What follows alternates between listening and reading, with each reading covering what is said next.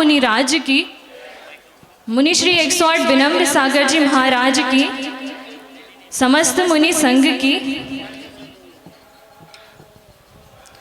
एक नजर कर दो, एक नजर कर दो मेरे विनम्र सागर जी महाराज। एक नजर कर दो, एक नजर कर दो मेरे विनम्र सागर जी महाराज। एक नजर कर दो, एक नजर कर दो मेरे विनम्र सागर जी महाराज।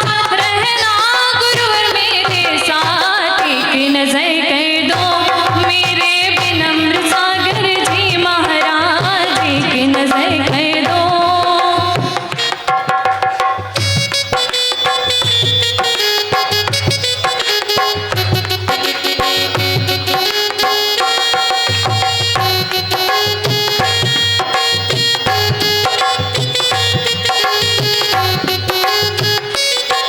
दरबार बाबा ये क्या खूब सजो तेरो, लगन ये तुमसे लगी।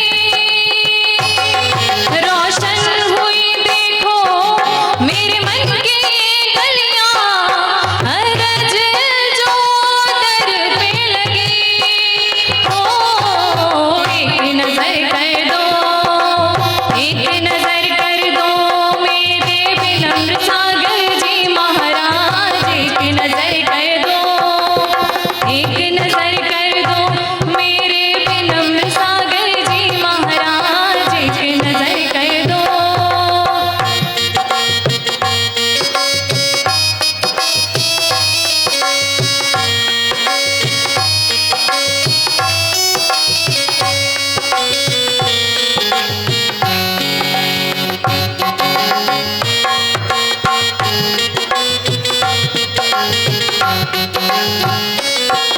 नसीब खोटो है पर मालिक चौखो है, तो डर किस बात को।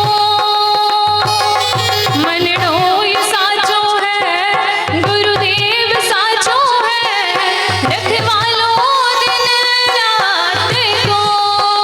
हो एक नजर कर दो, एक नजर कर दो मेरे विनम्र सागर जी महाराज। एक नजर कर दो, एक नजर कर दो मेरे विनम्र सागर जी महाराज। एक नजर कर दो, एक नजर कर दो मेरे विनम्र सागर जी महाराज। रहना गुरुवर मेरे साथ। एक नजर कर दो मेरे विनम्र सागर जी महाराज। एक नजर कर दो। तज्जयति परम ज्योति समं समस्तैरनंत पर्यायै दर्पणतल्लिव सकला प्रतिफलति पदार्थमालिका यत्र गुरुवः पान्तनो नित्यं ज्ञान दर्शन नायका चारित्रार्णनौ गंभीरा मोक्ष मार्गोपदेश का। अहिंसा परमो धर्म की परम पूज्य आचार्य भगवंत गुरुदेव श्री विद्यासागर जी महाराज की, वर्तमान आचार्य परमेष्ठी मुनिराज श्री समय सागर जी महाराज की, समस्त मुनि संघ की जय।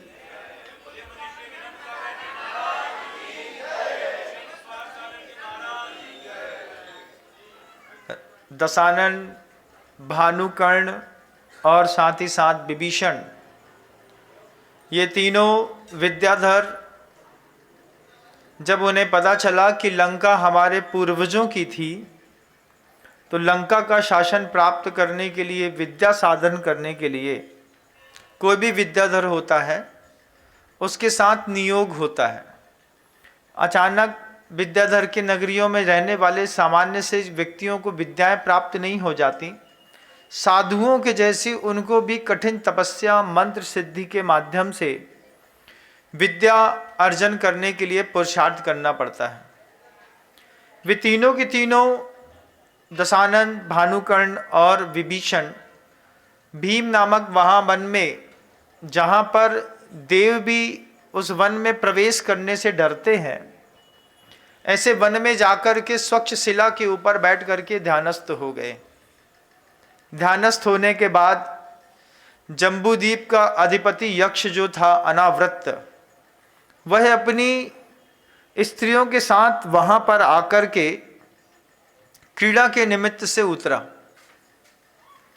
स्त्रियों को एहसास हुआ कि यहाँ पर कुछ अलग प्रकार की सुगंध आ रही है, और वे तीनों स्त्रियां ढूंढते ढूंढते अनावृत को कहीं छोड़ और रावण, साथ ही साथ भानुकर्ण और विभीषण के बीच में आकर के उनको देखने लगी। स्त्रियों ने देखा यक्ष की स्त्रियां हैं, आपकी नहीं है। भवनत्रिक के देव हैं, व्यंतराह, किन्नर, किम पुरुष, महोरग, यक्ष, राक्षस, भूत, पिशाचा, जो व्यंतर जाति के जो देव होते हैं उनकी ये फैकल्टी है। कौन कौन सी होती हैं व्यंतर जाति के? कौन कौन से होते हैं? किम पुरुष, महोरग, गंधर्व, यक्ष, राक्षस, भूत और पिशाच, ये व्यंतर जाति के देवों के भेद होते हैं। इसमें पिशाच जाति के भी देव होते हैं, वो भी भवनत्रिक व्यंतर जाति के होते हैं। गंधर्व होते हैं, भूत होते हैं, यक्ष होते हैं, राक्षस होते हैं। राक्षस भी एक देव है, राक्षस एक गण भी है, राक्षस नाड़ी भी होती है, राक्षस योग भी होता है। राक्षस शब्द सुनते साथ ही जो हमारे मन के अंदर एक कल्पना आती है, बड़ा भयंकर और डरावना होगा, लेकिन रक्षा करने की प्रवृत्ति के कारण उनको राक्षस कहा जाता है। जिनकी प्रवृत्ति ही रहती है निरंतर किसी की रक्षा करने की, इसलिए उनका नाम राक्षस रखा गया। राक्षस का मतलब कोई क्रूर व्यक्ति नहीं होता, धारणाओं को बदलना होगा। जब यक्ष की जो स्त्रियां थीं, वे तीनों के तीनों दशानन, साथ ही साथ भानुकर्ण और विभीषण के पास आकर के उनको मोहित करने का प्रयास करने लगी। प्रत्येक व्यक्ति दुनिया में रहते हैं, उनके मान, सम्मान और अपमान को देखने का एक अपना अपना नजरिया होता है। रावण का नजरिया बिल्कुल अलग था। पहले तो सारी कन्याओं ने मिलकर के रावण को, विभीषण को और भानुकर्ण को बहुत मान दिया। मान के बाद आपस में चर्चा करने लगी। सोचिए कोई ध्यानस्थ बैठा हो और ध्यानस्थ व्यक्ति के वक्ष स्थल पर, जहाँ पर उनके यहाँ मणि लगा हुआ है और स्वस्ति चिन्ह से विभूषित वक्ष स्थल है, जिस कन्या को हम पहचानते तक नहीं, और वे कन्याओं की आवाज ध्यान के समय कान में जा रही हो, कान में जाकर के मन को विचलित कर रही हो, उस समय अपनी ध्यान की श्रेणी को बनाए रखना।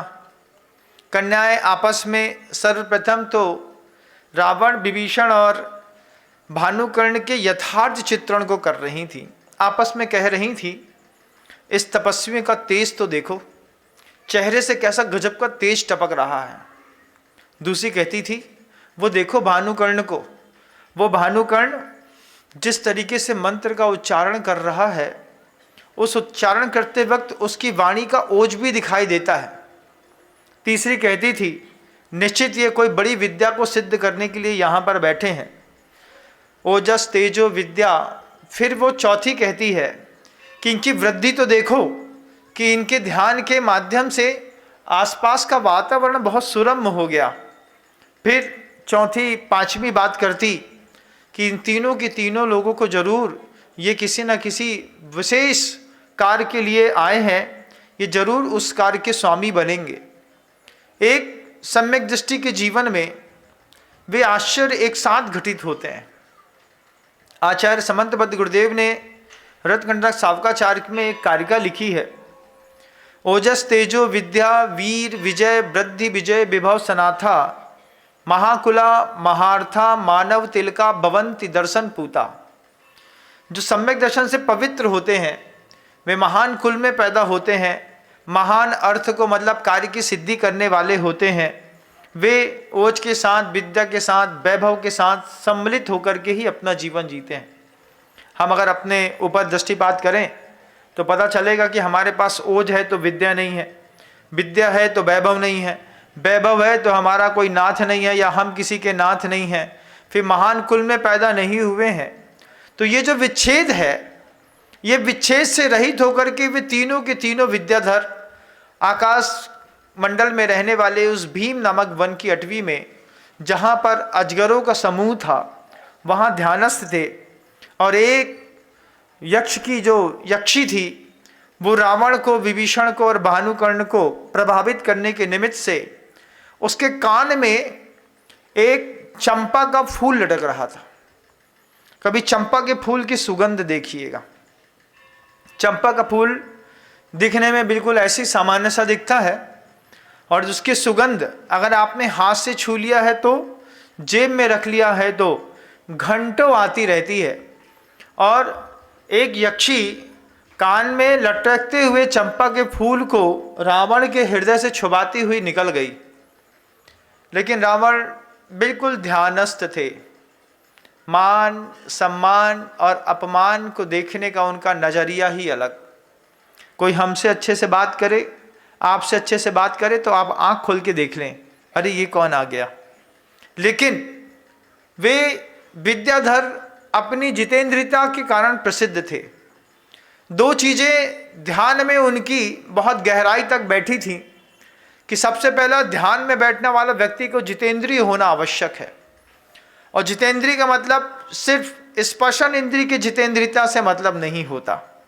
जितेंद्रिय का मतलब वो कर्ण का भी जितेंद्रिय हो, दृष्टि का भी जितेंद्रिय हो, जिह्वा इंद्रिय का भी जितेंद्रिय हो, रसना इंद्रिय के साथ साथ वो घ्राण इंद्रिय का भी जितेंद्रिय हो, और स्पर्शन इंद्रिय का भी जो जितेंद्रिय है। ऐसे लोगों को जप की सिद्धियां होती हैं। आचार्य सोमदेव सूरी महाराज जी ने इस बात को अपने काव्य में भी कोट किया हुआ है। उन्होंने भी कहा है कि ध्यान की श्रेणी में गहराई तक उतरने वाले लोग नैर्ग्रंथम तत्व विज्ञानम वैराग्यम समचित्तता परिसय जहस चेती पंचेते ध्यान हेतवा, ये 5 कारण होना चाहिए।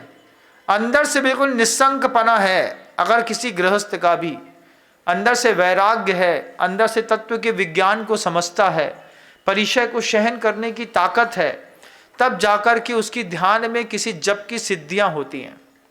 ये जो मंदिर के अंदर माला लेकर के बैठ जाते हैं ना, और सोचते हैं कि हमारे मंत्र सिद्ध हो जाएंगे, इनको मंत्र की सिद्धियां नहीं कहते। मंत्र की सिद्धि करने के लिए सबसे पहले एकांत आवश्यक होता है। एकांत आवश्यक के साथ आपने कल सुना था कि रावण, दशानन और विभीषण ये तीनों 16 अक्षर वाले 10,000 करोड़ आवर्ती वाले मंत्र का मंत्रोच्चार करने के लिए वहां पर आसन लगा करके बैठे थे। जिसका उद्देश्य ऊंचा होता है उसको छोटी छोटी चीजें प्रभावित नहीं करती, और जिनके उद्देश्य ही हल्के स्तर के होते हैं वे तो सब्जी वाली के बहकावे में भी आकर के और बहक जाते हैं। कुम्हारिन के कहने पर आकर के कमंडल छोड़ करके और कुम्हारिन के घर में घड़ा बनाने लगते हैं बंधुओं। उद्देश्य की उच्चता ही आपकी शक्ति और सामर्थ्य के प्रदर्शन करने का एक वैभव स्पष्ट करती है।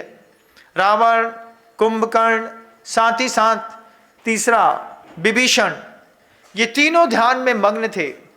उस पर बार बार वे स्त्रियां तीनों के सामने चर्चा कर रही थीं, कहती हैं, फुसलाती थीं, देखो अभी तो जवानी है, इतना गौरवर्णी शरीर है, इतने सुंदर दिखते हैं, हष्ट पुष्ट मसल है और कपड़े भी नहीं छोड़े हैं, उसके बाद भी ध्यान में इतना लीन है, क्या प्राप्त करना चाहते हैं आप। उस वक्त ये तीनों समझ नहीं पाए कि ये यक्ष जाति की जो देवियां थीं ये ध्यान से भग्न करने के लिए हमारे पास आकर के उपस्थित हुई थीं।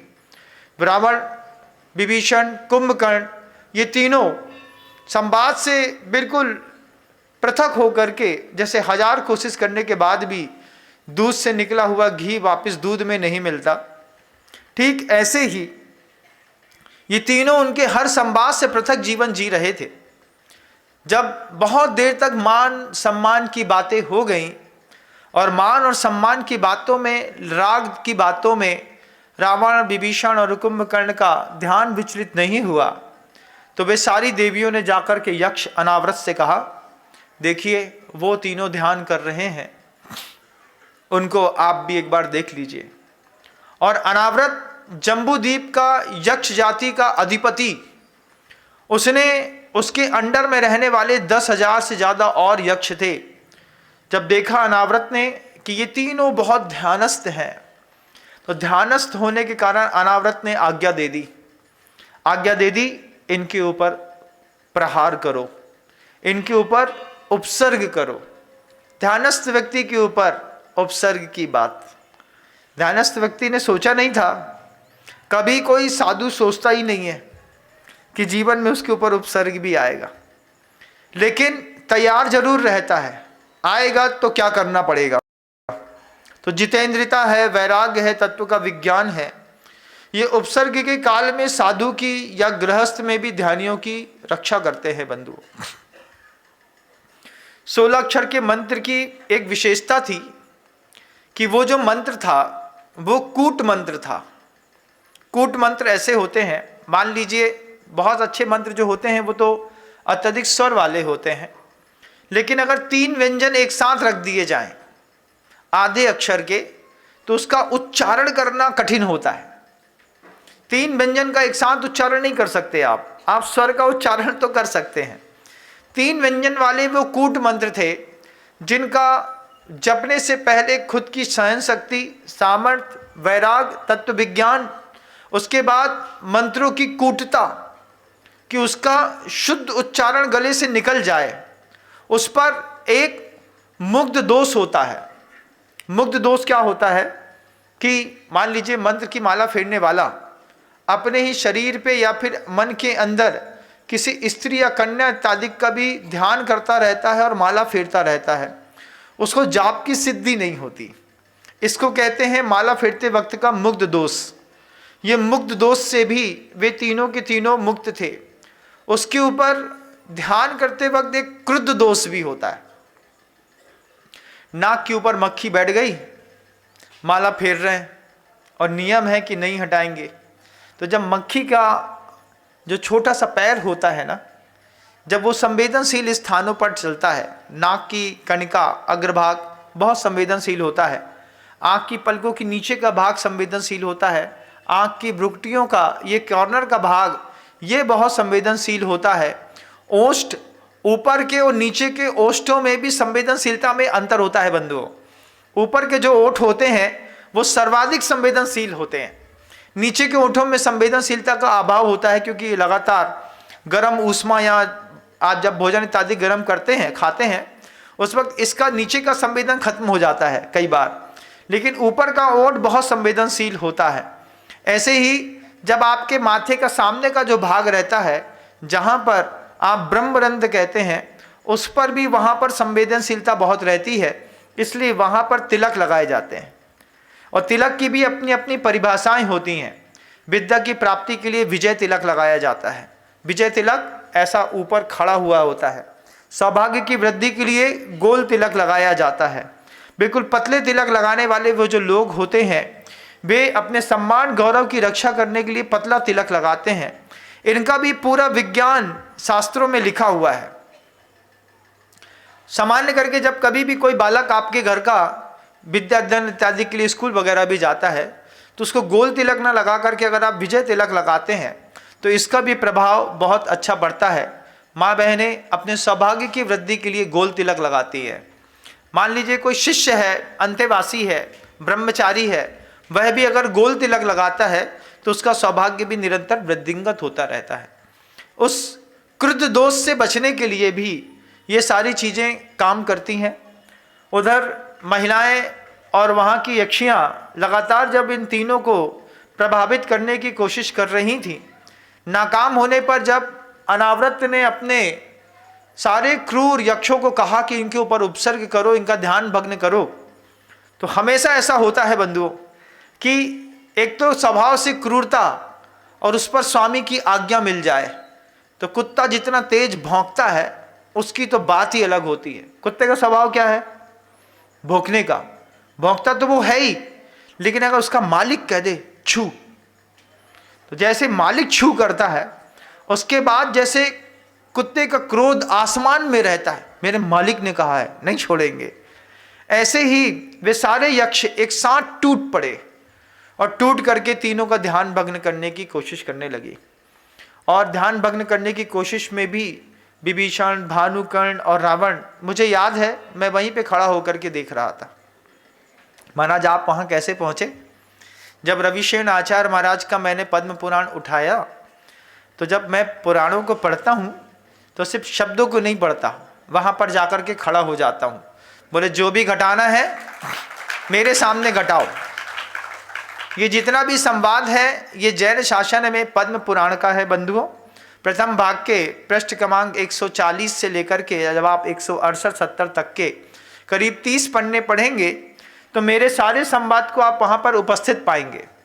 और जब कभी भी आप किसी ग्रंथ का स्वाध्याय करें तो स्वाध्याय करते वक्त ये मत सोचे कि वहाँ ऐसा हुआ था, ऐसा सोचे कि मैं वहाँ पर खड़ा था। जैसे एक विदूषक खड़ा रहता है ना, मैं समय हूँ, ये हस्तिनापुर का साम्राज्य है, गंधारी कुंती अपने अपने कर्तव्यों में लगी हुई हैं। ये जो विदूषक होता है, ये विदूषक जो होता है वो विदूषक वहाँ पर जो साक्षी भाव से खड़ा रहता है। जब आप किसी ग्रंथ को पढ़ते वक्त साक्षी भाव से खड़े होते हैं, उस वक्त आपको ग्रंथ पढ़ने का और आनंद आता है।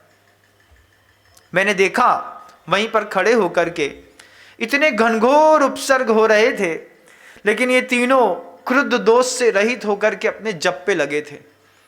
क्रोध आना बिल्कुल स्वाभाविक बात है, लेकिन क्रोध को साधना के समय पर नहीं आने देना ये बिल्कुल अस्वाभाविक बात है। आपके अंदर क्रोध है, क्योंकि चार कसाय से कोई मुक्त नहीं है, आपके अंदर भी क्रोध होगा ना, लेकिन क्रोध को साधना के समय पर हम आने नहीं देंगे। प्रक्रियाओं के बीच में क्रोध नहीं आएगा, प्रक्रियाओं के बीच में मुग्धता नहीं आएगी, प्रक्रियाओं के बीच में लोभ नहीं आएगा, प्रक्रियाओं के बीच में कूट शब्द या बातें नहीं होंगी। फिर तब साधना जितनी जल्दी सफल होती है उसका कहना ही क्या है। लेकिन इतना ही नहीं था, इसके साथ कुमार दोष भी होता है कि अक्षरों में बोलते वक्त स्खलन हो जाता है। मान लीजिए एक ही मंत्र है, नमो रिंताणम, नमो सिद्धाणम, नमो आर्याणम, नमो ज्ञानम, नमो सब साहुणम, लेकिन 50 बार बोलने के बाद एक आध बार ऐसा होता है कि माला का कोई मंत्र गलत तरीके से मुख से न चाहते हुए भी अज्ञान भाव में निकल जाता है।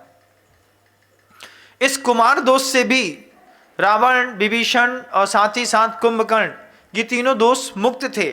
इसके बाद साधना के वक्त व्यक्ति गर्वित दोष से भी मुक्त रहता है।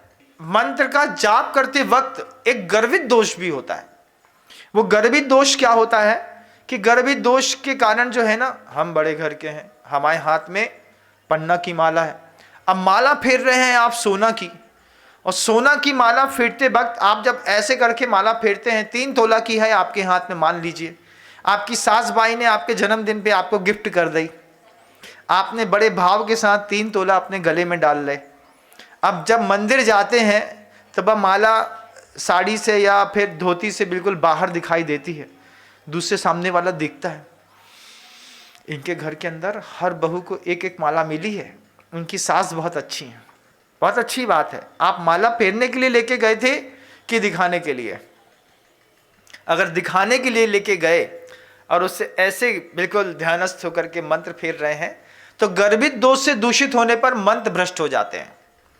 अगर आपका ये भाव है कि हम जिस माला को फेर रहे हैं, माणिक की है, मोती की है, मान लीजिए चंदन की है, लकड़ी की है, बीज की है, फल की है, किसी भी प्रकार की माला है, लेकिन अगर आपका ये भाव है कि माला कोई देख तो ले, जैसे मान लो आजकल इसे हाथ में बांध लेते हैं ना, बहुत सारी मालाएं, माला बांधते हैं कि ब्रासलेट पहनते हैं, कुछ पहनते हैं गोल गोल, हमको भी दिखाते लोग। हमने कहा तुम माला फेरते हो? बोले नहीं ये तो दिखाने वाली है। हमने कहा ऐसा, जब मान लीजिए कोई बहुमूल्य किसी राशि की मंत्रणा के साथ आपने कोई माला ली है, तो उस गर्भित दोष के कारण अगर मान लीजिए आपका दिखाने का भाव आ गया तो उस गर्भित दोष के कारण मंत्र भ्रष्ट हो जाता है। और मंत्र भ्रष्ट होने के बाद आप कितना भी नमोकार मंत्र पढ़ते रहें, थोड़ी सी भी भावनात्मक शक्ति से इधर उधर हुए और मंत्र की सिद्धि होते होते भी विकृत हो जाती है। उसके बाद आचार्य कहते हैं कि स्तंभित दोष भी होता है। स्तंभित दोष क्या होता है? जब हम मंदिर जी के अंदर बैठे हैं और बैठे बैठे हम माला फेर रहे हैं, माला फेरते फेरते एकदम से अचानक हमारा भाव खत्म हो गया। भाव खत्म होने पर हमने माला ऐसे रोक ली, आंख खोली नहीं आपने, माला रोक ली। और रोकने के बाद रुक रुक करके बीच में याद आ गई, घर की कोई बात याद आ गई, हाँ बे काकी हमसे ऐसो कह रही थी, लेकिन अपन को क्या करने, माला फेर लो, नमो रिहंतणम नमो सिद्धाणम नमो आर्यण नमो ज्ञान। लेकिन उसके बाद भी अबे हमारा रिजल्ट तो निकलो नहीं है। तो बाद में बीच बीच में माला फेरते वक्त जो आपके मन है परिणामों में इस तरीके का विचार बीच में आता है, आते वक्त आपकी ये संकल्पना रहती है कि हम अपनी माला पूरी करके जाएंगे, लेकिन रुक रुक करके अगर आप पूरी करते हैं तो उसको स्तंभित दोष कहते हैं। इस स्तंभित दोष से भी मुक्त होकर के अब सोचिए माला फेरने का स्थान कैसा होगा, माला फेरने वाले की मानसिकता कैसी होगी, उसकी साधना कितनी प्रबल होगी, उसका ध्यान की कितनी गहराई होगी, तब जाकर के ये मंत्र सिद्ध होते। ऐसा नहीं है कि आपके हाथ में हमने मंत्र दिया और आपने ओम ह्रीम से मरम क्लीम में मरम चामुंडाय बिच्चे पढ़ दिया और पढ़ने से सिद्ध हो गई। ऐसे थोड़ी सिद्ध हो जाएगी। उसके लिए किसी भी चीज की सिद्धि के लिए ध्यान, सबसे पहले एकांत और ध्यान बहुत आवश्यक है। वे तीनों के तीनों विद्याधर जानते थे कि हम एकांत में जाकर के जिस सिद्धि को कर सकते हैं, वहां पर सांप की जहर भरी सांसों के बीच में तो सिद्धियां हो सकती हैं, लेकिन आदमी की जहर भरी बातों के बीच में सिद्धि करना बहुत मुश्किल होता है। मनुष्य को निश्चित रूप से भ्रष्ट करने में लगा रहता है। अच्छे अच्छे योगियों के ऊपर भी इस तरीके के उपसर्ग आते हैं। उस वक्त मान सम्मान और अपमान को देखने का अपना नजरिया जैसा रावण का बदला हुआ था, जैसा विभीषण और कुंभकर्ण का बदला हुआ था, ऐसा नजरिया हमको भी उस ध्यान के समय करते वक्त सिद्धि के समय त्यागना पड़ता है। एक स्तंभित दोष हो गया। उसके बाद एक मूर्छित दोष होता है। मूर्छित दोष, माला ले ली हाथ में, फेरते फेरते फेरते फेरते काहे कल्लू की मम्मी सो रही तुम? नहीं माला फिर रहे कि सो रही? और पल्लू गहरा कर लो। अब तो समझ में भी नहीं आएगा किसी को कि हम माला फेर रहे हैं कि सो रहे हैं। तो भगवान के सामने भी कई बार ऐसा होता है। अच्छा थोड़ा सा पल्लू बड़ा कर लिया, आंख ढक गई। अब आंख ढकने के बाद तो भगवान भी नहीं देख रहे और पड़ोसी भी नहीं देख रहा है, तो क्या करो, माला के बहाने से एक नींद मंदिर ही में ले लो। तो ये मूर्छित दोष हो गया कि माला फेरते फेरते अगर मान लीजिए आपको निद्रा आ गई, आप थोड़े से बहक गए, आप हो गए, इस थोड़े से बहकने में सिद्धि वाली मालाओं की सिद्धियां नष्ट हो जाती हैं।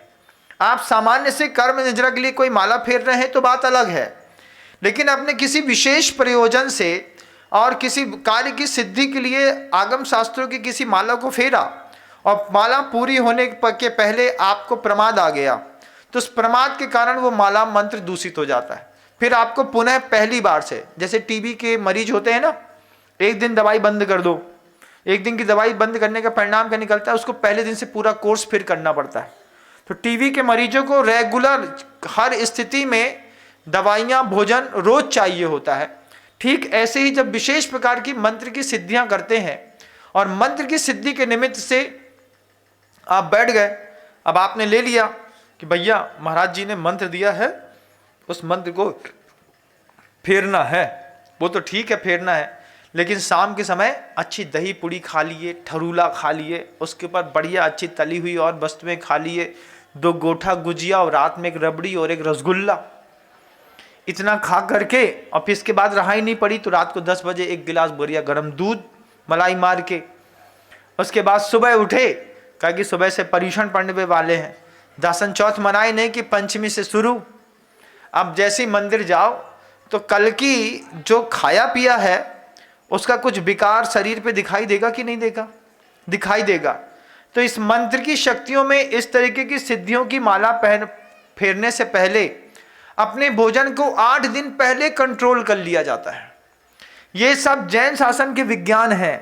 जैसे मान लीजिए मैंने कोई मंत्र गुरुदेव से लिया, तो गुरुदेव से मंत्र लेने के बाद हमने गुरुदेव से कह दिया कि आषाढ़ शुक्ला की पूर्णिमा से मैं इसको शुरू करूंगा, आप आशीर्वाद दे दीजिए। मंत्र ले लिया मैंने 15 दिन पहले, फिर 15 दिन पहले से रस परित्याग के साथ साथ शरीर को लाइन अप करना पड़ता है। फिर लाइन अप करने के बाद अगर हमने गुरु महाराज से कोई मंत्र लिया है, इस मंत्र की माला मैं इस निमित्त से चाहता हूँ, ठीक है, फिर उस मंत्र के फेरते वक्त साधक को भले वो मंत्र 9 बार का हो, लेकिन किसी भी प्रकार का मूर्छित दोष नहीं आता है, तब मंत्रों की सिद्धियां होती हैं। और इस सिद्धियों को करने के लिए साधु बड़े प्रवीण होते हैं। जो साधु इन सारी चीजों को जानता है, उसके पास एक माला भी है, वो उस माला से मंत्र को फेरता भी है। तो सोचिए, जब आप रात के समय सो रहे हो और कोई साधु योग के माध्यम से और मंत्र सिद्ध करने में लगा हो, फिर दूसरे दिन सुबह वह साधु आकर के आपके नाम की शांति धारा पढ़ दे, आपके नाम का कोई मंत्र का जाप कर दे, आपके निमित्त से वो किसी और विशेष मंत्रों का आवाहन कर दे, तो साधु के निकली हुई मुख से मंत्र की जो शांति धारा होती है, वो गृहस्थों के जीवन में इसी स्तर का कमाल कर देती है। कई लोगों को लगता है, कई लोगों को क्या लगता है, कई लोगों को लगता है अरे महाराज जी से शांति धारा पढ़वा लो, नहीं तो उनको बुरा लग जाए। हमें बुरो न लग जाए, हमें मंत्र के पढ़वे के लाने फुर्सत नहीं है, अपने काम में लगे रहता है साधु। लेकिन गृहस्थ का ये भाव रहता है, पता नहीं कैसे तपस्वी हैं, रात्रि में योग स्थापन करके मूर्छित दोष के बिना, गर्भित दोष के बिना, स्तंभित दोष के बिना, बधिर दोष के बिना इन्होंने माला फेरी है। इनके कंठ में इनके गुरु का दिया हुआ कुछ होगा, उसका प्रभाव भी शांति धारा के निमित्त से हमारे जीवन में आ जाए, इसलिए होड़ लगती है साधुओं के सामने शांति धारा लेकर के, कलश लेकर के खड़े होने की। एक जितेंद्रीय साधु होता है, जब उसकी दृष्टि की जितेंद्रियता रहती है, उसके वाणी की जितेंद्रियता रहती है, स्पर्शन इंद्रिय की जितेंद्रियता रहती है, रसना इंद्रिय की जितेंद्रियता रहती है, और जब वो आपके सामने बैठ करके जब आप शांति धारा पढ़ रहे होते हैं, आपको कुछ पता भी है कि साधु अपनी शक्ति का कितना प्रभाव उन पुण्यार्जक परिवारों को लगातार देता रहता है। ये 4 जिनके लिए मैंने भावना भाई है, आज जिन्होंने सुयोग पाया है, जो किसी निमित्त से ऊपर तक आए हैं, प्रभु इनके घरों में सुख, शांति, समृद्धि, ऐश्वर्य निरंतर वृद्धिंगत होता रहे। ये भावना के साथ जब एक दिगंबर मुनि किसी के लिए शांति धारा पढ़ता है ना बंधुओं, उस शांति धारा को हल्का मत मानिएगा। जितना पुरानी प्रतिमाएं होती हैं, उतने पुराने मंत्रों के उनके अतिशय होते हैं। उनके गुरु के द्वारा दिए गए मंत्र जाप सिद्धियां, जिससे उनका उतना पूरा शरीर प्रत्येक समय भावित रहता है। बैठे वक्त में भी माला चलती रहती है, कोई सामान्य मालाएं नहीं होती, वो गुरु महाराज के द्वारा दिए कुछ ऐसे विशेष मंत्र होते हैं जो इन प्रकार के दोषों से रहित होकर के साधु परमेष्ठी निरंतर जपते रहते हैं।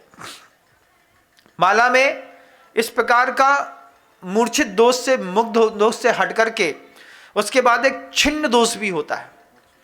छिन्न दोष क्या होता है कि छिन्न दोष में मान लीजिए आप शांति धारा पढ़ते हैं और मैं शांति धारा पढ़ता हूं। आप जितने दिनों से मेरी शांति धारा सुन रहे हैं, आपको लगता है कि आपकी शांति धारा पढ़ने में और हमारी शांति धारा पढ़ने में कोई अंतर है? समझ में आता होगा, आता होगा। जब मैं शांति धारा पढ़ता हूं तो एक एक शब्द बिल्कुल स्पष्ट निकलता है, और छिन्न दोष वाले होते हैं, एक आध मंत्र है, एक आध बीजाक्षर है, ओम ह्रीम श्रीम क्लीम एम मम भम अम बम बम, सब 2-4-5 शब्द खा जाओ, कोई दिक्कत नहीं है। अरे कौन देख रहा हो, कौन को याद है, अपने को तो याद है। ऐसा सोच करके अगर किसी ने पूरे की पूरी शांति धारा के मंत्रों में से छिन्न कर दिया, मतलब एक शब्द छोड़ दिया, एक बीजाक्षर का उच्चारण नहीं किया, या एक बीजाक्षर का उच्चारण गलत कर दिया, थोड़ी सी गलती पूरे सिस्टम को फेल कर देती है। जब साधु आपके लिए शांति धारा पढ़ रहा होता है, उसकी इतनी सजगता रहती है कि ये शावक अपने बहुमूल्य द्रव्य का दान दे करके इसने कलश उठाया है, इसके कलश की कीमत मुझे चुकानी है। आपके दिए गए दान के माध्यम से जब आप कलश लेकर के शांति धारा के लिए खड़े होते हैं, साधु के मंत्र के संवाद आपके पूरे कलश की कीमत चुका करके फिर साधु वहां से बाहर निकलता है। तुमने जितना जिन धर्म को दिया, उससे ज्यादा एक गुरु का आशीर्वाद मैंने तुमको दिया। हिसाब किताब बराबर हुआ बंधुओं। इसलिए होड़ लगती है। और एक और मुख शुद्धि का व्रत होता है। मुख शुद्धि का व्रत कैसा होता है कि वे साधु जो होते हैं वे कभी अपशब्द नहीं बोलते, वे अभक्ष नहीं खाते, वे रात्रि भोजन नहीं करते, अशुद्ध भोजन नहीं करते, दूसरे की निंदा नहीं करते, अपने मुख से अपनी प्रशंसा नहीं करते। सूत्र है, परात्म निंदा प्रशंसे सद असद गुणोच्छादनोद भावने च नीचैर गोत्रस्य। नीच गोत्र के बंद के एक भी प्रत्यय उन साधु परमिष्टि के साथ नहीं होते। जब वो किसी की शांति धारा, किसी के लिए मंत्र का आह्वान या किसी के लिए विशेष प्रकार का अनुष्ठान करते हैं, उन अनुष्ठानों का विशेष प्रभाव पूरी दुनिया में पड़ता है। अगर आपका आयु कर्म शेष है और आपके जीवन में तकलीफें हैं, तो फिर बचाना हमारी जवाबदारी है, हम आपको विश्वास दिलाते हैं। बस आपका आयु कर्म बस शेष हो, क्योंकि अगर मान लीजिए आयु कर्म शेष नहीं है और आप आ गए महाराज जी के पास टेस्ट करने, महाराज जी हमारी दादी को कैंसर हो गया है, आप माला फेर दीजिए, आप हमारी दादी की शांति धारा कर दीजिए।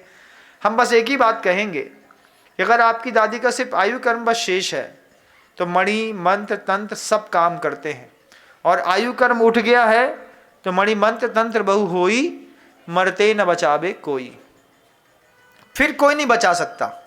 तो ये जो मंदिर के विज्ञान है, ये मंदिरों के अंदर आकर के शांति धारा करने का विज्ञान है, प्रतिमा उठाने का विज्ञान है, रखने का विज्ञान है, मंत्र पढ़ने का विज्ञान है। इस विज्ञान को भौतिकवादी जीवन में इतना हल्के में ले लिया गया, कितने हल्के में लेने के कारण आपको किसी चीज पे विश्वास नहीं रह गया। आज धीरेन्द्र शास्त्री जी जब कमाल करके दिखाते हैं तो आपको विज्ञान पे भरोसा होता है ना, होता है कि नहीं? बिल्कुल होता है। दुनिया भर की दौड़ धीरेन्द्र शास्त्री जी के बागेश्वर धाम तक की ओर होती है। लोग जाते हैं, वहाँ पर जाकर के भीड़ में देख करके घूम फिर करके वापस चले आते हैं। लेकिन ये सब साधना का प्रभाव है। सिद्धियां पंचम काल में अभी भी होती हैं, और सिद्धियों के लिए कोई जरूरी नहीं है कि किसी को संयम ग्रहण करना पड़ेगा। रिद्धियों के लिए आपको ग्रहण करना पड़ता है संयम, लेकिन सिद्धियां तो सामान्य मनुष्य को भी अगर गुरु के मुख से मंत्र मिल जाए तो आप जैसे गृहस्थ भी, जितनी बातें मैं बता रहा हूं इसमें अपने शरीर को थोड़ा सा लाइन अप कर लीजिए, और लाइन अप करने के साथ थोड़ा सा कुशलता के साथ संयम ग्रहण करके कुछ दिनों का अगर आपने मंत्र की जाप करी है तो उसकी बार बार जाप देने पर, वाचनिक है, उपांशु है, अजपा है, अंतस्था है, इसकी जाप देने पर ये मंत्र की सिद्धियां आज भी गृहस्थ को हो जाती है। इसमें कोई आपत्ति की बात नहीं है। कई साधुओं को ऐसी होती भी हैं, लेकिन सबसे बड़ी बात होती है कि कोई भी विद्याधर हो, कोई भी साधु हो, सिद्धि का प्रयोग वह आत्मा के लिए या फिर स्वयं की प्रसिद्धि के लिए नहीं करता। सिद्धि का प्रयोग वो अपने कुल की वृद्धि के लिए करता है। मान लीजिए मुझे कोई मंत्र सिद्ध है, उस मंत्र के माध्यम से मैं अपना भला नहीं करूंगा, उस मंत्र के माध्यम से मैं अपने पूरे जिनकुल का भला करने के लिए उस मंत्र का प्रयोग करूंगा। जितनी भी सिद्धियां होती हैं संसार में, वो सारी की सारी सिद्धि कुल की प्रसिद्धि और कुल की वृद्धि के लिए की जाती हैं, तब जाकर के सिद्धियां सार्थक होती हैं। रावण, दशानंद और कुंभकर्ण का भी यही भाव था कि मुझे अपने जीवन में इस साधना के माध्यम से कुछ नहीं चाहिए, लेकिन मैं अपने माता पिता की उस मनोभाव को पूरा करना चाहता हूँ, और उस पूरे करने वाले मनोभाव को लेकर के उसने सिद्धि में लग गए। इधर निरंतर अनावृत देव अपने जब नीचे रहने वाले अधिजनस देवों को उन्होंने आज्ञा दी तो वो बहुत क्रुद्ध होकर के उन तीनों के ऊपर उपसर्ग करने लगे। एक बीधर दोष भी होता है, इस बात को भी जान लीजिएगा। माला फेरते फेरते मन जो है द्विरेफ हो जाता है। दो रेफ कहते हैं, वो जो कॉकरोच होता है ना, कॉकरोच को द्विरेफ कहते हैं। कभी इस शब्द को देखिएगा। द्विरेफ क्यों कहते हैं? कॉकरोच की आगे दो एंटीना जैसे ऐसे मूंछ निकले रहती है ना, उसके बाल निकले रहते हैं, इसको द्विरेफा कहा जाता है कि उसके एंटीना में चलता एक ही स्थान से है, लेकिन एक ही समय में दोनों हिलता रहता है। कोई व्यक्ति है, कोई साधक है, मंत्र की सिद्धि भी कर रहा है तो मंत्र में उपयोग है और एक जगह कहीं और उपयोग है। ऐसे दो जगह के उपयोग वाले लोगों के मंत्र भी भ्रष्ट हो जाते हैं। अब देखो, मंत्र की सिद्धि के लिए कितनी चीजों की आवश्यकता है। वैराग्यम, तत्व विज्ञानम, नैर्गंथम, समचित्तता, समचित्तपना। अब ये समचित्तपना भी बड़ा गंभीर है। हम समचित्त तो रह नहीं पाते। अनावर्त जाति के उस यक्ष ने रावण के सामने पहले बहुत सारे उपसर्ग किए।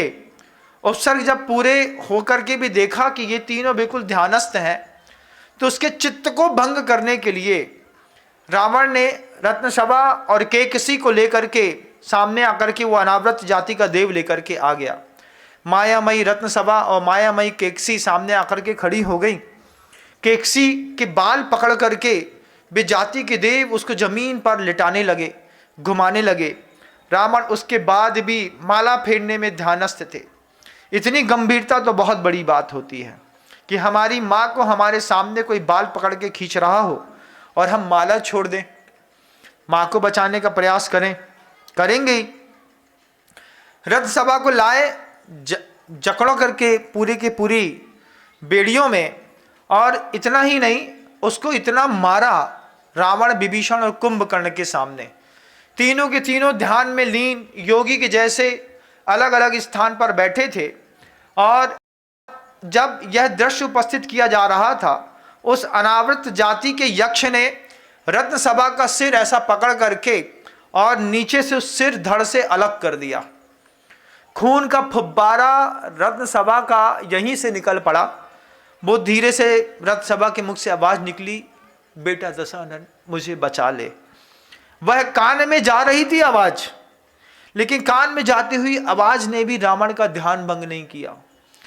समचित्तता, जब हम उद्देश्य में लगे हैं, जब हम किसी अहम को लेकर के लगे हैं, उस वक्त किसी भी प्रकार की भावनात्मक संवेदनाओं से मुक्त होकर के जब तक मैं अपने उद्देश्य को प्राप्त न कर लूं, तब तक मैं किसी भी प्रकार से, भावुकता भी मार्ग में एक दोष है बंधु, करुणा दोष नहीं है, लेकिन भावुक होना दोष है। आचार्य करुणावान तो होते हैं, लेकिन वो जरा जरा सी बात में भावुक नहीं होते। अगर गुरुदेव भावुक होते तो सोचिए, मोक्ष मार्ग में अगर आचार्य उपाध्याय साधु भावुक हो जाए, हम तुमसे कहें कि देखो ऐसा करना है और तुम रोने लगो हमारे सामने, और हम कहें देखो इतना रो रहा है बेचारा, इसको मत करो। जैसे हम निकलते वक्त रो रहे थे रेती रेंज से, आंख से आंसू बह रहा था, लगा था बिल्कुल ठग गए, हार गए, लेकिन गुरुदेव करुणावान तो थे लेकिन भावुक नहीं थे। लगातार मेरी आंख में गुरुदेव आंसू देख रहे हैं, लेकिन उसके बाद भी उनके मन के अंदर भावुकपना नहीं है। बोल दिया ना जाना है, अब जाना है। कितने कठोर हैं आप, कठोर नहीं। गुरु तो करुणावान होते हैं लेकिन भावुक नहीं होते। वो धीरे से हाथ रख करके कहते हैं, नम्र सब अच्छा हो जाएगा, तुम्हारे ऊपर मुझे विश्वास है, तुम जाओ तो सब अच्छा हो जाएगा। हमने कहा अपने पास ही रख लो, मैं आपकी सेवा करूंगा, मुझे कहीं नहीं जाना है, कोने में पड़ा रहूंगा, मौन रहूंगा, कुछ नहीं बोलूं। ऐसा नहीं बोलते, जाओ जाना है। दोबारा हाथ रख करके बोला गुरुजी ने, जाओ नम्र, ऐसा ऐसा करना है, मेरा संकेत तुमको मिलता रहेगा।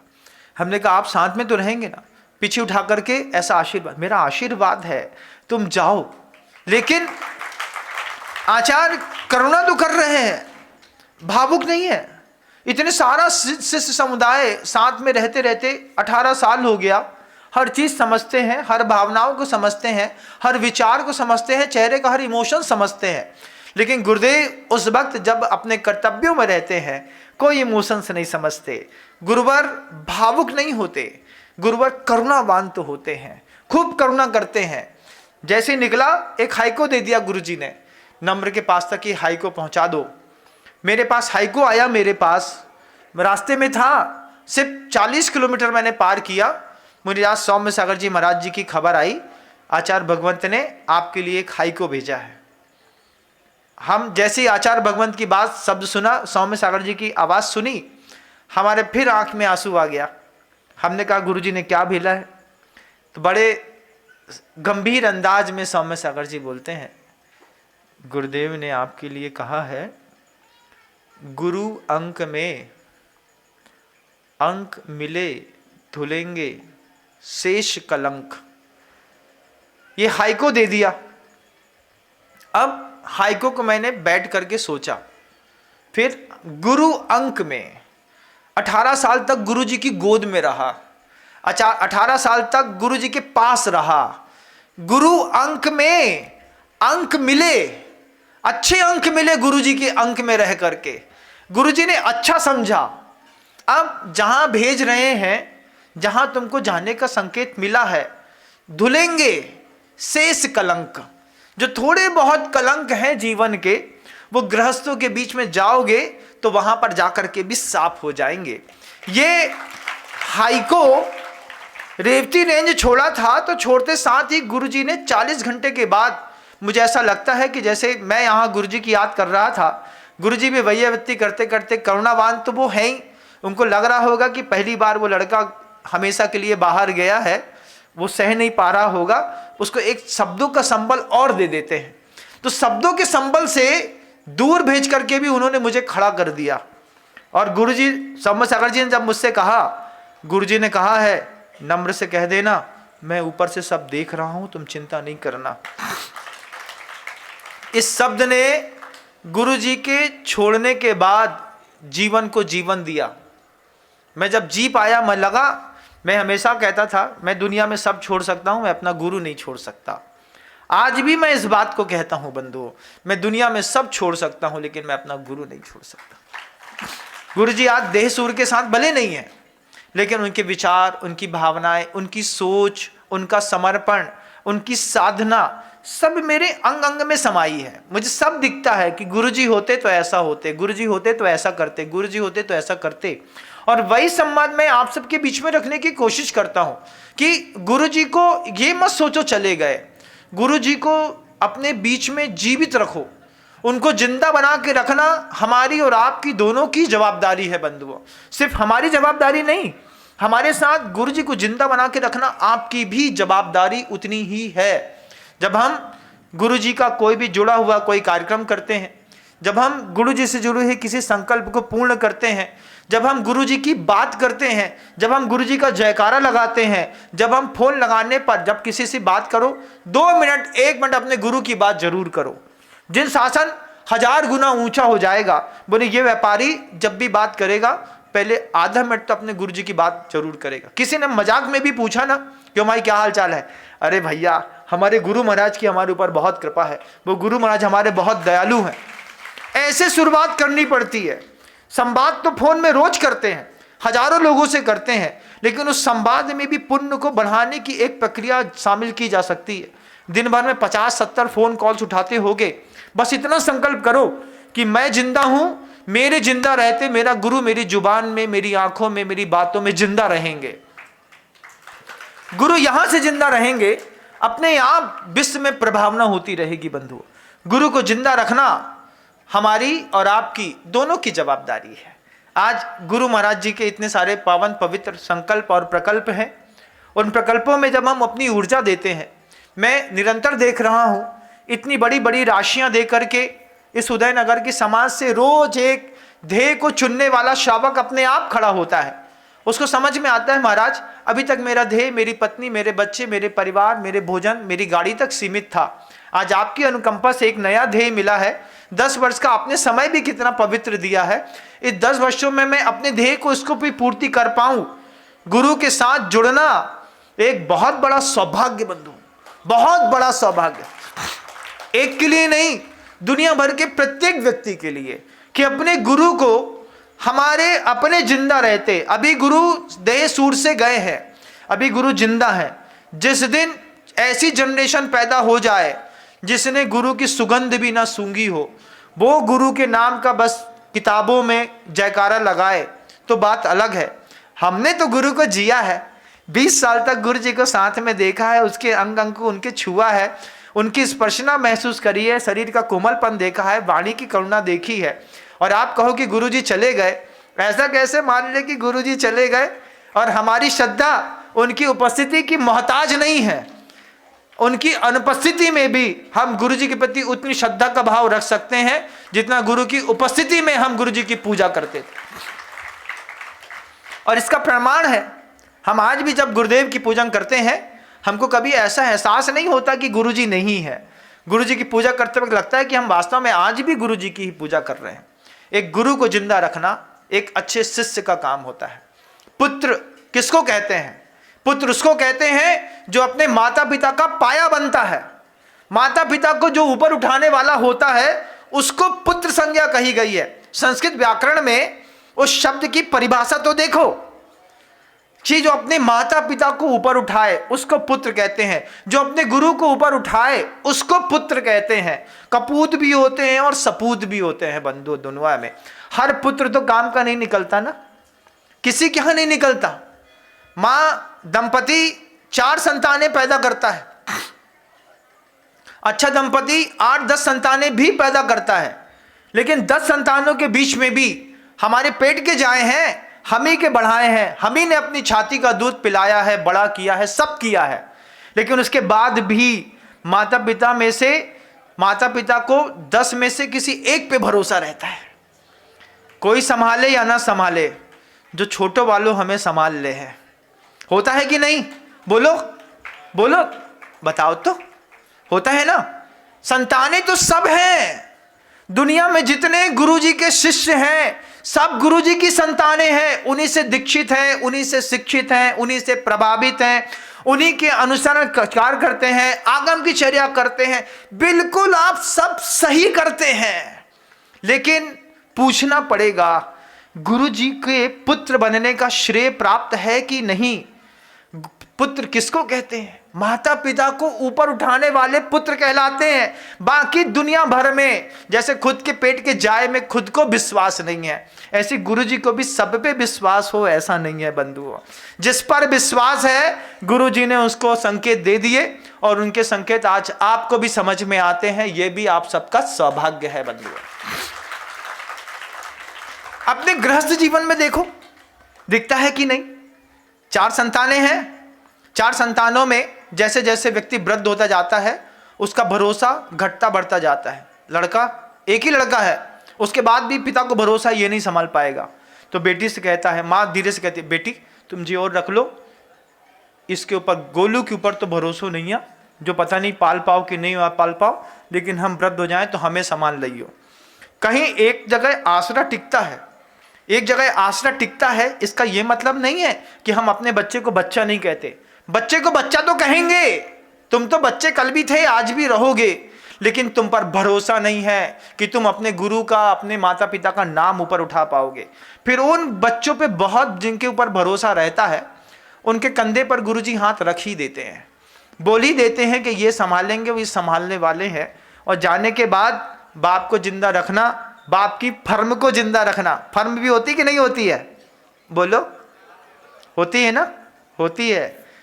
जब पिता शांत हो जाए तो पिता की फर्म की साहूकारी बना के रखना, पिता के फर्म की ईमानदारी बना के रखना, पिता के फर्म की इज्जत बना करके रखना, पिता की फर्म का नाम ऊंचा करना और फर्म में फर्म जोड़ते चले जाना, ये अच्छे पुत्रों का काम होता है। गंवार पुत्र को पैसा मिल भी जाए तो वो खा पी करके खत्म कर दे, काय में खत्म कर दे। अरे भैया हमें दुनिया के प्रपंचन से क्या मतलब, हमें तो 2 रोटी मिल गई, हम खुश हैं। रोटी खा करके जीव को पार्जन करना ये साधुओं का काम नहीं है। साधु के लिए रोटी बहुत छोटी बात हो जाती है, किनारे उठा करके मिली तो ठीक, नहीं मिली तो भी ठीक, सब में चलता है। लेकिन फर्म को जिंदा रखना सबके बस की बात नहीं है। जिसके बस की बात है बस उसी के बस की बात है। गुरु ने, माता पिता ने बहुत सारी संतानें पैदा करी, लेकिन बहुत सारी संतानों के बाद भी विश्वास आपका भी, ये आज के जीवन में भी देखिएगा किसी एक आध पे होगा। सब पे है क्या? लगता है क्या? बचपन से देखते आओ किसी बच्चे को, एक बच्चा है, बड़ा लड़का है, बिल्कुल शांत, छोटो 1 नंबर को उजड्डी कहते हैं। उजड्डी कहते हैं ना, 1 नंबर का उजड्डी। जरा सी बात में टीवी फोड़ दे, जरा सी बात में हंसिया उठा ले, जरा सी बात में दरवाजा पटक दे, जरा सी बात में वॉशिंग मशीन गिरा दे। मताई शुरुआत से समझ जाते, इतनो क्रूर है जो पता नहीं कहाँ से आओ है, ई के भरोसे तो नहीं चलन के। कौन के भरोसे? बड़ों वालों ठीक है, बड़ों काय में ठीक है, जवाब नहीं दे, शांत रहे थे, पापा की इज्जत करे थे, पापा से बहस नहीं करे तो उसकी कीमत हो गई। और जो उजड्डी निकल गया उको का भाव। अब महाराज कट रही है, जैसी हो जाए बस हो गई, इतनी कट गई, थोड़ी और चली जाए। ऐसे ही वे महान पुत्र होते हैं, उन पुत्रों की जय जयकार है और उन पुत्रों के चरणों में बारंबार नमस्कार भी है कि जो पुत्र अपने गुरु, अपने माता पिता के पाए को हमेशा निरंतर ऊंचा करने में लगे हैं, वे फिर चाहे कहीं भी विराजमान हो, चाहे मुंगावली में हो, चाहे रहली में हो, वे पुत्र कहीं भी हो, उन सारे पुत्रों के चरणों में नमस्कार है जो अपने माता पिता और गुरु के कार्यों में पाया बन करके खड़े हैं।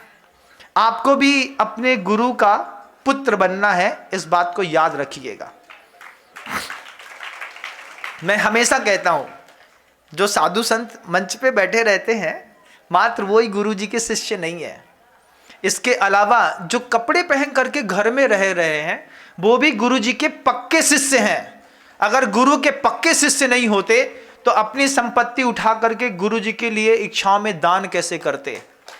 गुरु का पक्का शिष्य, कौन कौन सा शिष्य कपड़ा उतार के बैठा है और गुरु का कौन कौन सा शिष्य कपड़ा पहन के बैठा है, ये बताना बड़ा मुश्किल है बंधुओं। गुरुदेव के शिष्यों से दीक्षित शिष्यों की संख्या देख पाना बड़ा मुश्किल है। सामान्य से जो व्रत संयम लेकर के ऊपर मंच में बैठे हैं, हमारी धारणा रहती है कि बस यही गुरुजी के शिष्य हैं। लेकिन जब मैंने अपने गुरुजी से ये विजन देख लिया तब मैंने इस चीज़ को समझा कि गुरुओं के बहुत सारे शिष्य ऐसे भी होते हैं जिन पर गुरुजी का बहुत गहरा प्रभाव होता है। जरा सी बात को सुनते हैं गुरु की तो आंख से आंसू आ जाता है। जरा सी बात सुनते हैं तो घर जाकर के बोल देते हैं महाराज की आज्ञा भई है, उनकी फर्म के जय दूसरे वारिसदार हैं, अब उनकी फर्म के पैसा इनको चुकाने हैं। जो चोर होते हैं ना वो बाप के मरने के बाद रकम मार लेते हैं, लेकिन जो साहूकार होते हैं वो साहूकार लोग पिता के जाने के बाद खुद उपद करके आते हैं और कहते हैं भैया चिंता मत करो, तुम्हारे पिता ने हमको भी पैसे दिए थे, ये पैसे पकड़ो, बुरा वक्त है बाद में काम आएंगे, हम देख लेंगे। अपने को साहूकार बनना है, फर्म को जिंदा रखना आपकी भी जवाबदारी है, सिर्फ मेरी बस नहीं है। मेरा उद्बोधन आप तक सीमित है, लेकिन आपका प्रबोधन पूरे विश्व में इतिहास रचने के लिए सामर्थ्य है।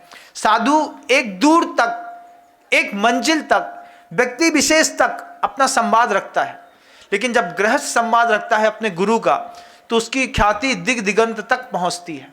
कभी कल्पना करो, दिन भर के 100 फोन में हर 30 सेकंड के लिए अपने गुरु का बात चर्चा 1 महीने करोगे ना तो बात करने की टोन बदल जाएगी।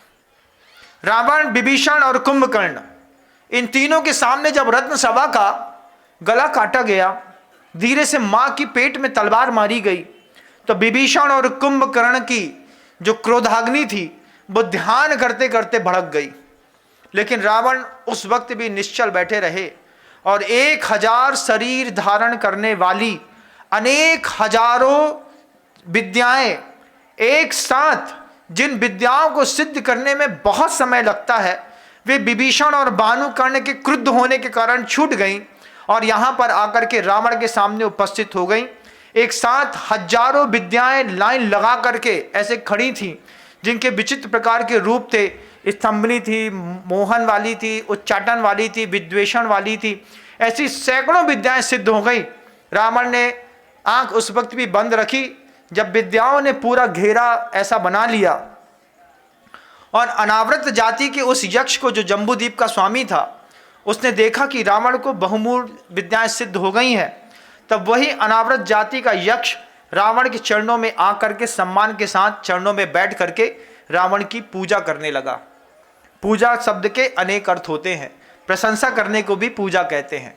सिर्फ पूजा पूजा को नहीं कहते, पूजा के कई अर्थ हैं। मंदिर में पूजा मतलब द्रव्य की पूजा है, लेकिन घर के अंदर लड़का की पूजा कैसे करते हो तुम? वे नहीं मान रहे थे, फिर क्या करो? कछु नहीं, अच्छे से पूजा कर दे उनकी। तो पूजा शब्द के अर्थ अलग अलग होते हैं ना। अब हर जगह एक जगह की पूजा तो होती नहीं है ना। घर के अंदर लड़का की क्या पूजा करी तुमने? बताओ कैसे करी पूजा?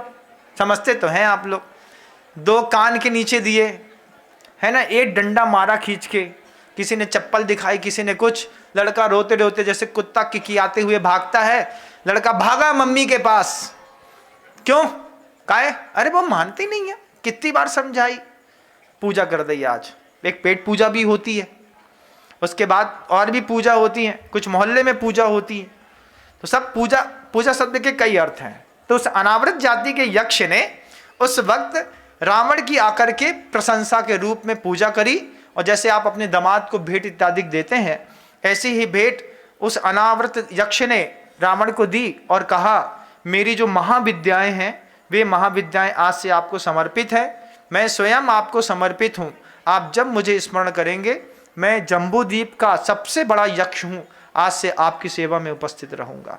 ऐसी संवाद करने के बाद रावण ने आँख खोला और उसके बाद क्या हुआ इसके लिए हम कल पुनः उपस्थित होंगे। शब्द को विराम देते हैं। गुरुदेव श्री विद्यासागर जी महाराज श्री की जय। जा वाणी के ज्ञान से सूझे लोकालोक, सो वाणी मस्तक नमो सदा देथूं धो। हे जिन वाणी भारती तो है जपो दिन रैन, जो तेरी शरण आ गए सो पावे सुख।